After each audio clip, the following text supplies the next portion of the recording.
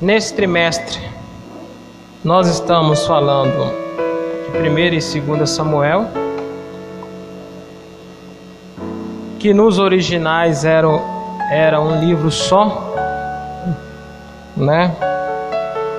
No hebraico. Tem algumas particularidades dentro desses livros, que são livros, não epístolas, não cartas, mas livros. Por isso a gente lê 1º e 2º Samuel, né? Às vezes a gente... Eu li antigamente 1º e 2º Samuel. Não é 1º e 2º, é 1º e 2º Samuel, porque são 2 livros, né? A história de Israel é uma história muito rica. Muito rica porque fala de algo exclusivo de Deus. Israel foi algo exclusivo de Deus. Nação eleita. Povo diferente, um povo de lei, um povo de valores. Mas muito antes dessa história ser concretizada, há um início um pouco nebuloso na história de Israel. Por volta do ano 1300 a.C., 1340, Moisés lidera o povo numa caminhada pelo deserto durante 40 anos. A terra de Canaã, logo após o Jordão, é conquistada a duras penas. Israel agora está sobre a liderança de Josué. Josué, então, é o conquistador, é aquele que está à frente da batalha na conquista de Canaã. Quando eles chegaram até Canaã, nós sabemos muito bem que havia uma determinação de Deus, as mortes de todos que ali morassem, estivessem. A intenção de Deus com isso era de manter a nação pura, em comunhão com Ele. Nós sabemos muito bem que isso não aconteceu. O período de adaptação em Canaã não foi uma coisa fácil, foi extremamente difícil. Até então, Deus governava o seu povo, falava através dos profetas. E houve um período então na história de Israel chamada de juízes. Foram 13 juízes. No período de adaptação de Israel em Canaã, houve um tempo em que esses juízes eram os representantes de Deus. Eram líderes, representantes quanto às coisas celestiais, como governo, como aqueles que eram responsáveis pelo bem-estar social da população. É claro que eles estavam submetidos à voz de Deus. E sendo assim, desses 13 juízes, a maioria desses juízes vão fracassar. Citaríamos, dentre os juízes de Israel, nomes como Gideão, citaríamos Débora, citaríamos Otiniel e outros mais. O período dos juízes foi um período de cerca de 300 anos. E eu acho importante é que enquanto o juiz estava na presença de Deus, liderando o povo, conforme a ordenança de Deus, Israel ia bem.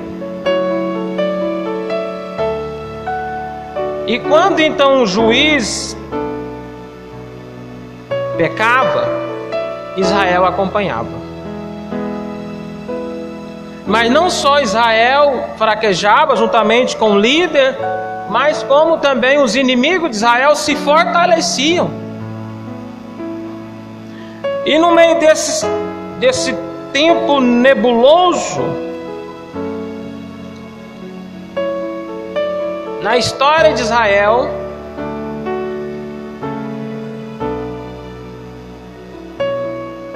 vai se destacar o último juiz, chamado Samuel.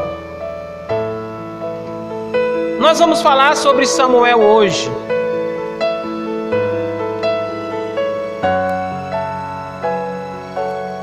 Nós vamos entender como foi o seu nascimento, a sua vocação, para qual propósito ele veio. Na lição de hoje é uma lição singular, porque nós vamos falar sobre liderança, um pouco sobre liderança.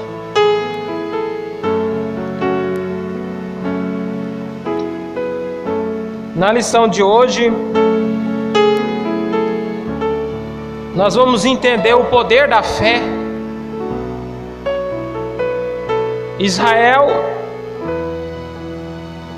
andando um tempo forte, fiel com Deus, um tempo vacilante, mas Deus então levanta um homem chamado Samuel,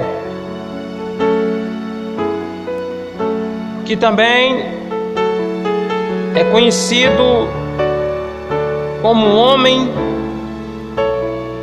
que se portou no meio de situações de corrupção, até mesmo dos governos, mas de forma fidedigna a Deus, fiel a Deus, seguindo o chamado de Deus. Na lição de hoje nós vamos observar e elucidar o ambiente familiar de Samuel, a célula madre da sociedade, a família, na lição 2 que nós estamos estudando. A célula madre da sociedade, a família, é aonde também a igreja começa, na família. O ambiente familiar é importante na educação de um jovem, de uma criança? É uma pergunta. Na lição de hoje nós vamos ver que a oração, ela produz muito. Na lição de hoje nós vamos entender que o tamanho da sua fé, ou o tamanho da sua entrega, vai determinar o tamanho das grandezas de Deus na sua vida. Nós vivemos dias, irmãos, em que nós não estamos entregando nada para Deus, mas estamos querendo muito. Ana vai nos mostrar algo importante que nós podemos aplicar, não amanhã, mas de imediato, na minha vida e na sua vida. Na lição de hoje nós vamos esclarecer que Samuel foi fruto de oração. Quem sabe, irmãos? Senhor? Não entendi. Não, tirou, pegou. Então na lição de hoje, irmão, nós vamos esclarecer que Samuel foi filho de oração e vamos expor a dedicação de Samuel. Olha só, irmãos. nós vamos aprender com Ana a questão da fé, da oração, o valor da oração, mas nós vamos ver também que ela não só recebeu de Deus, mas como também entregou muito. Quem que ela entregou? O seu filho. Então, alguns conceitos dentro do evangelho, dentro do cristianismo, dentro dos preceitos bíblicos, nós vamos dar uma caminhada sobre eles nessa oportunidade. O objetivo geral da nossa lição será exortar que a família pode ser um ambiente propício para que Deus levante pessoas para a sua obra. O texto base da nossa lição de hoje se encontra em 1 Samuel, capítulo 1, do verso 20 a 28. Mas, para que possamos entender esse texto melhor, nós vamos compassado desde a introdução, primeiro subponto, para que possamos conceituar melhor o texto que está na leitura bíblica em classe. Então vamos lá. Introdução. Antes de aparecer no cenário de Israel, Samuel já era consagrado diretamente ao Senhor. Quer dizer, antes do homem, entre aspas, ver, Deus já tinha visto, ou melhor, Deus já tinha o separado. É um conceito isso aqui. É um conceito. E é bíblico. Quando nós achamos que nós estamos escolhendo, ou às vezes as pessoas assim, olha, o pastor está reconhecendo o trabalho do irmão, está levando ele ao ministério, está levando ele ao cooperador, ao diaconato. Quando o pastor chega a fazer isso, irmão, Deus já fez primeiro. O pastor só está tornando público a escolha que já é de Deus. Ou seja, quando o pastor apresenta alguém ao diaconato, está aqui conosco o irmão, hoje será apresentado o presbítero fulano de tal, o evangelista. Quando chega a fazer isso, irmão, é uma segunda instância, porque a primeira instância já aconteceu. Ou seja, Deus já o chamou, de uma forma exclusiva para uma obra específica na obra de Deus. Nesta lição veremos que esse homem tinha tudo a seu favor para ser o que foi. Primeiramente, fruto de oração. Ou seja, o tripé da bênção, o tripé do sucesso na vida do crente, em linhas gerais, é a oração. Tripé de um casamento, necessariamente oração. De uma cura, necessariamente uma oração com fé. De anos e anos dentro da igreja, necessariamente um crente, uma mulher, um homem, um jovem de oração, porque rompeu, sob muitas barreiras, muitos obstáculos. Então a primeira coisa que o comentarista destaca na história de Samuel é que ele foi fruto de oração de sua mãe. Lembra daquilo que eu falei aqui no começo da palavra? Que o tamanho da sua entrega será determinante para a qualidade ou a quantidade de bênçãos recebidas. Se você está disposto a entregar muito para Deus, a dedicar-se, a usar um tempo que você tem, entre aspas, precioso do seu dia, por exemplo, a leitura da Bíblia, para a ministração da palavra, quanto mais você entregar, quanto mais você usar o seu tempo, quanto mais você estiver disposto a fazer, Deus também, através do seu comprometimento, vai te usar. Eu fico tão assim, irmãos. Estava até falando lá no curso lá da tarde, preocupado. A pessoa vai cantar na igreja, não é verdade? E aí ele fica assim, ó. É o 5. Não, acho que é o 7. Aí o sonoplasta vai e coloca no 7. Não, irmão, parece que é o 8. Não, peraí, eu vou ir. Para o culto. E a pessoa vai lá, irmão, fica lá 5 minutos, vai daqui, vai pulando pro 10 agora. Não pula pro 11, não volta pro 9. Não, nem CD, não, coloca aí. O que é isso, irmão? É a pessoa que não está entregando o suficiente. Ele está disposto a receber de Deus, ser abençoado, Deus me usar. Mas ele não está disposto a entregar, ué. Ele não está entregando. Ele não está ensaiando, ele não está preparando, ele não está dedicando ao ministério. Ele não está valorizando aquilo que é de Deus. E aí, irmãos, não adianta nós chegarmos aqui e achar que, pum, Deus vai acender uma luz no automático e a bênção vai cair, porque não vai.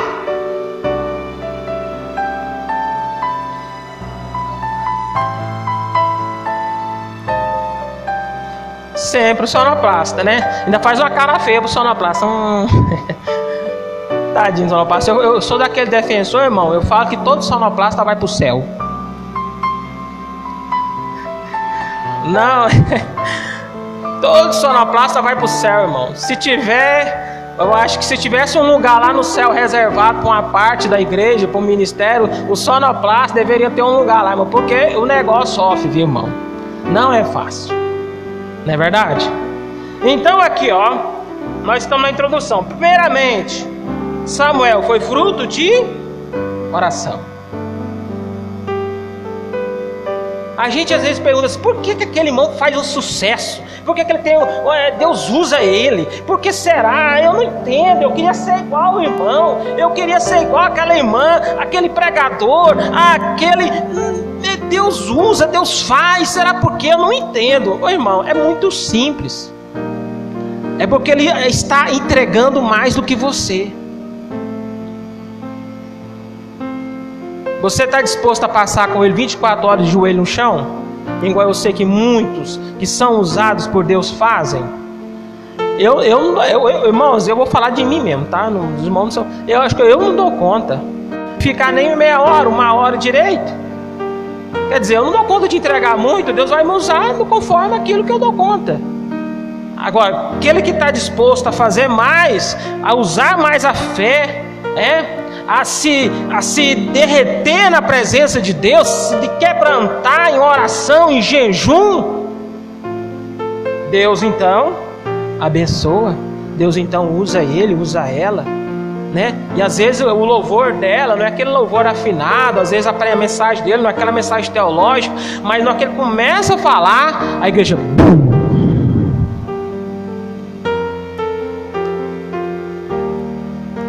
Então Samuel, fruto de... Vamos todo mundo junto? Primeiramente ele foi fruto de oração.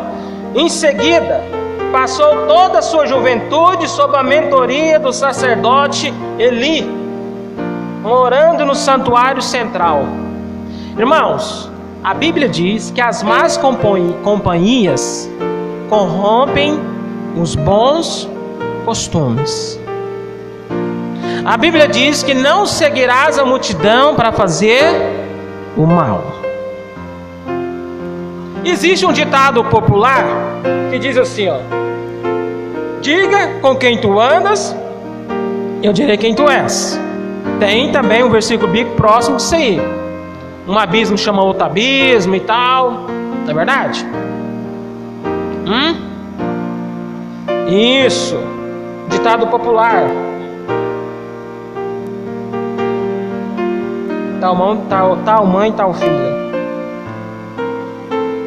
Então, olha o ambiente de Samuel. Sua juventude, sob a mentoria do sacerdote Eli, morando no santuário central. Morava no santuário e estava sob a orientação do sacerdote. Eu observo, por exemplo, a história de Paulo ou Saulo, que foi criado ou instruído por Gamaliel, um dos maiores teólogos judeus da antiguidade no primeiro século.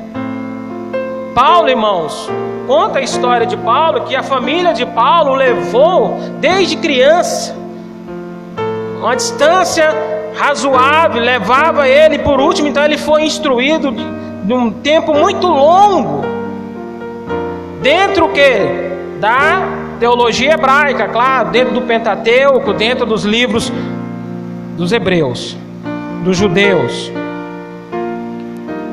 Mas quando Paulo teve um encontro com Cristo, daquela forma sobrenatural, vocês já conhecem, Paulo então vê bate uma luz ali em Paulo, ele cai, ele apaga, e fica cego alguns dias, e naquele intervalo, Cristo revela coisas do sobrenatural, e Paulo então entende, ou aprende, por meio do Espírito de Deus sobre a graça.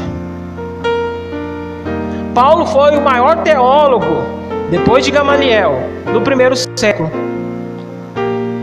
Mas Paulo usou o seu conhecimento, ou a sua sabedoria, para quê? Para que o nome de Jesus fosse glorificado.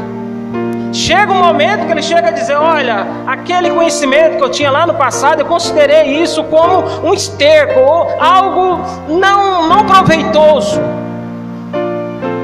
Por causa do quê? Por causa da revelação superior da graça. Então, a nossa companhia, ou as pessoas que estão próximas de nós, são importantíssimas na nossa vida diária cristã. Quem é com quem você tem andado? Quem é o seu melhor amigo? Quem é que te influencia no seu ministério? São algumas perguntas que alguns pregadores nossos do século presente precisam de responder. Porque se o mentor nosso, o orientador nosso, não é, por exemplo, o pastor da igreja, o ministério no qual ele pega ali as instruções para moldar o seu ministério, se ele tem sido mentorizado, ou seja, instruído por pessoas fora da igreja, de ministérios diferentes, de conceitos diferentes, que tipo de obreiro que nós vamos ter na igreja? Atrapalhado? Inútil? Que não ajuda? Que não tem uma palavra de construtiva, que não tem uma visão correta acerca das necessidades da igreja. Olha só, primeiro, Samuel foi fruto de oração. Segundo, passou sua juventude sob a mentoria do sacerdote. E veremos que Samuel também, olha o detalhe, era constante na casa do Senhor.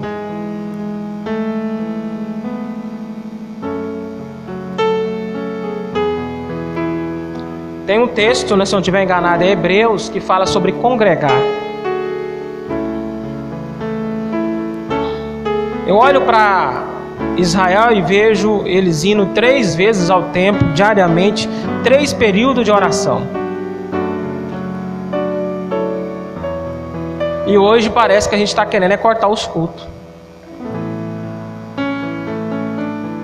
Ah, irmão, para que culto de terça? Ah, não, irmão, para que quinta? Ah, acho que quinta também não deve ter, não. Já está todo mundo cansado. Ah, vamos deixar de ter o de domingo também?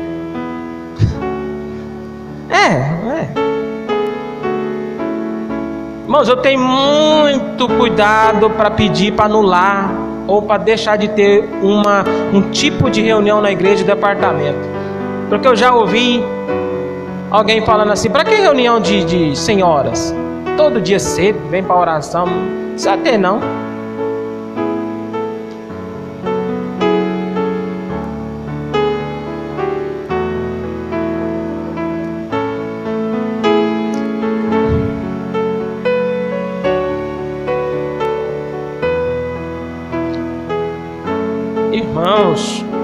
são algumas coisas que faziam parte da vida de Samuel. Por que Samuel está na Bíblia? Por que tem ali as referências? Por que ele foi tão abençoado? Eu estou falando o segredo do sucesso de Samuel.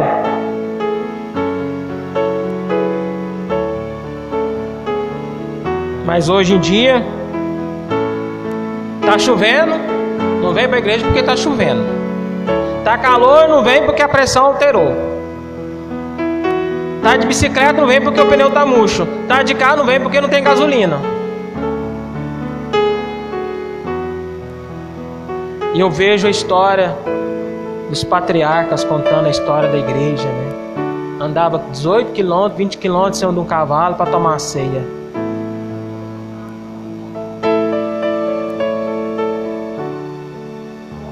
Né?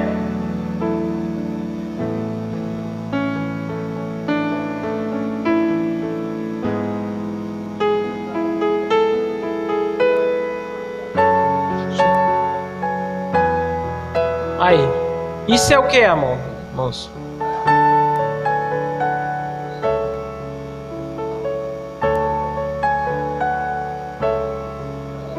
Aí, isso é o que, irmãos?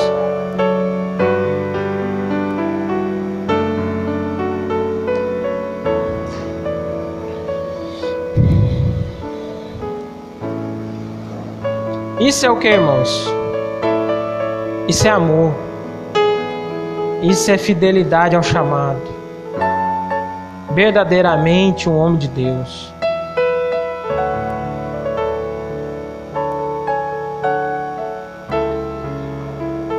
Sim.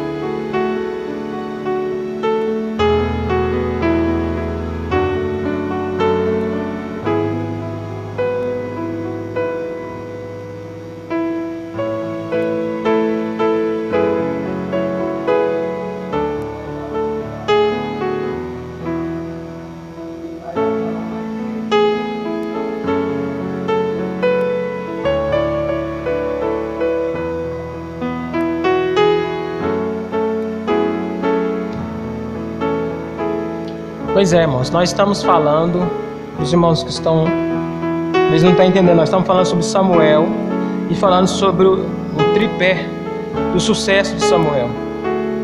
Primeiro, a oração da mãe. Segundo, passou a sua vida, a sua juventude sendo mentorizado, orientado por um sacerdote. Morava no santuário central, ou seja, comunhão, participação, congregação, congregar. E terceiro, Samuel era constante na casa do Senhor. Por isso foi grandemente abençoado. Aí nós estamos falando então sobre a dificuldade que hoje muitos de nós colocamos para não vir na igreja. A gente acha que a gente vem é porque o pastor vai ver a gente. Mas não é, irmãos. Você vem à igreja é porque você é crente. Você precisa se fortalecer em Deus, buscar as ferramentas do Senhor espirituais para combater o bom combate, terminar sua carreira e guardar sua fé. Então, congregar, eu fico imaginando, irmão, como é que a pessoa aguenta ficar 30 dias sem vir na igreja. Tem irmãos que a gente vê de ceia em ceia. Se é questão de doença, irmão, ok, eu entendo. E pessoa idosa, não sei, a limitação da pessoa, ok, tudo bem. Mas tem pessoas, irmãos, que têm saúde plena. O que ele acha será da vida espiritual dele? O que ele acha? que é isso aqui? Isso aqui é um salão? Isso aqui é uma associação?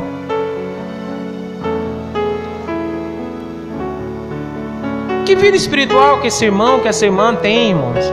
Se ele não tem comunhão com a igreja, porque se ele demora muito, ele perde um pouco desse olho no olho, perde da comunhão. Vai falando.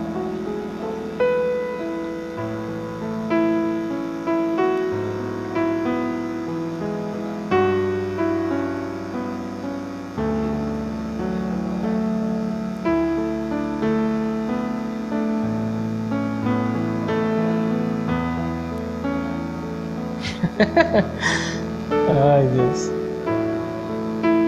Né?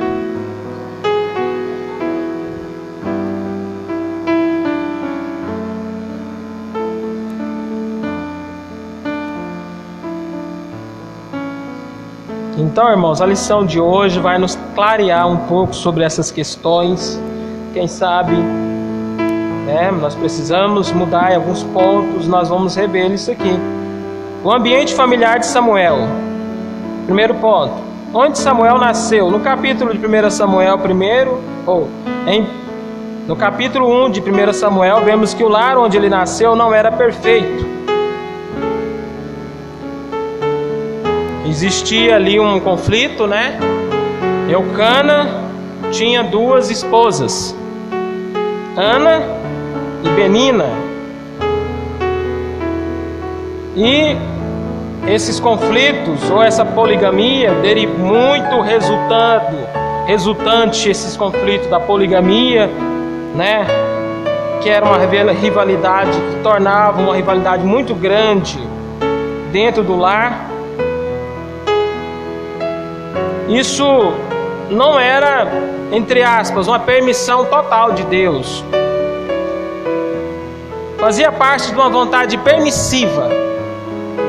Vontade permissiva, irmãos, nós já falamos sobre esse assunto aqui. Existe a vontade de Deus para a minha vida e existe a vontade permissiva. A vontade de Deus é aquilo que Deus se compromete em te abençoar, estando nessa posição e tal, ricas bênçãos e tal. A vontade permissiva é aquilo que Ele permite, mas não é de sua total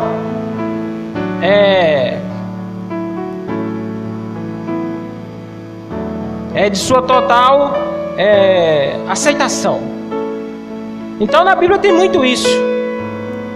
Mas no meio dessa vontade permissiva existe também as consequências das nossas escolhas.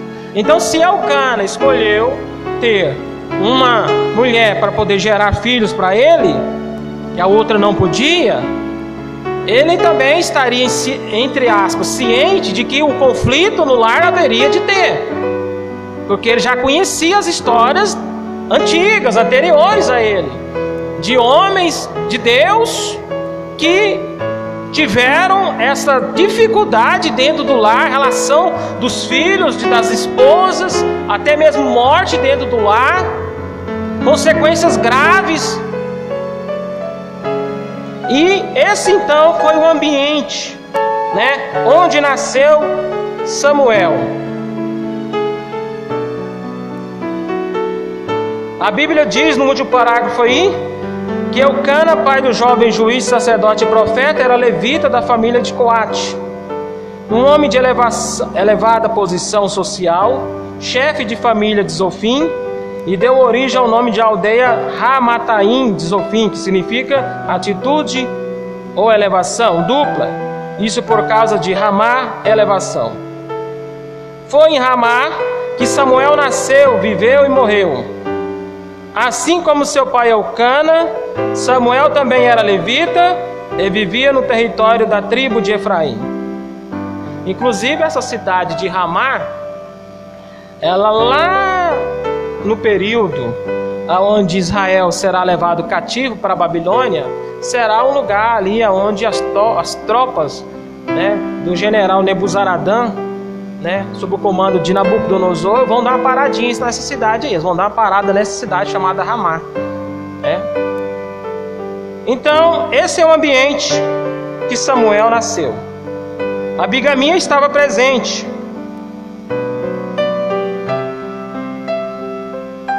Terceiro ponto. Vamos pular aqui a bigamia porque eu já falei. Terceiro subponto. Uma família piedosa.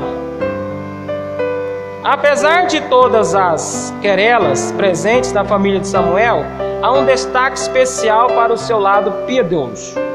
De ano em ano subiam todos à casa do Senhor para adorar. Siló era o centro religioso da nação, que distava de Betel 18 quilômetros ao norte. Esta família subia para prestar culto ao Senhor dos Exércitos.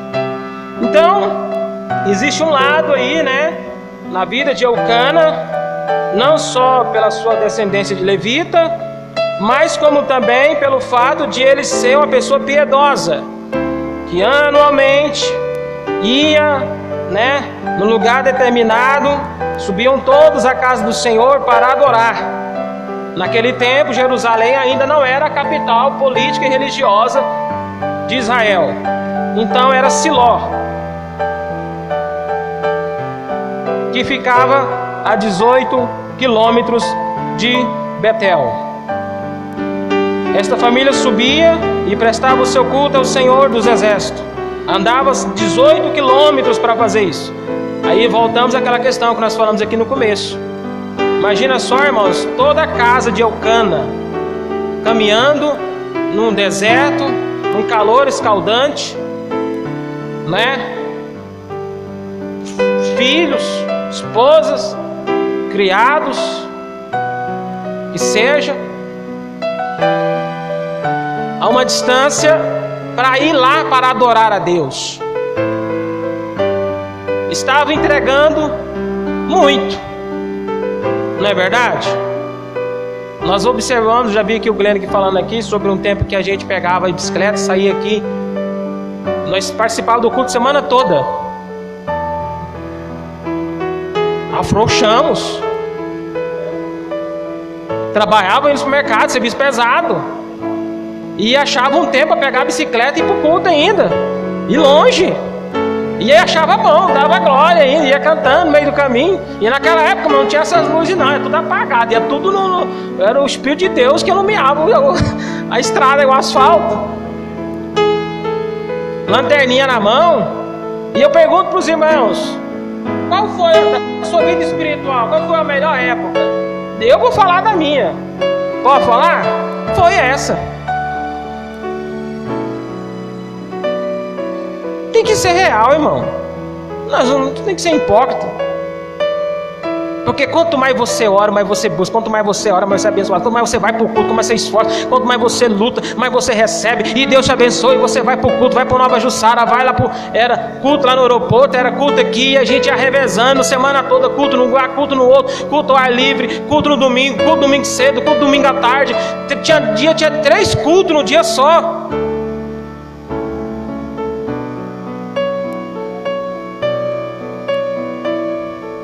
O irmão Grêmio já para trás falou sobre televisão.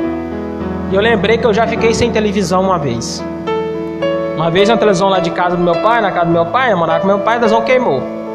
Aí ficou 3 meses sem televisão.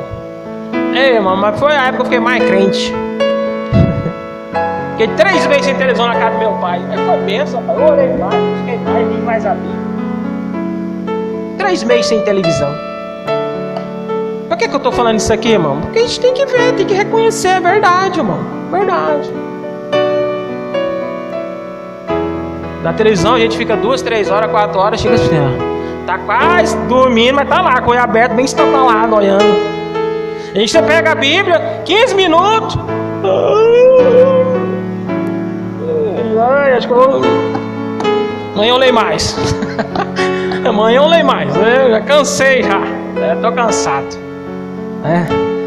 Essa dor de cabeça, dor no pescoço. Eu começo a ler a Bíblia, dá uma dor no pescoço aqui, dá uma soneira, não é verdade?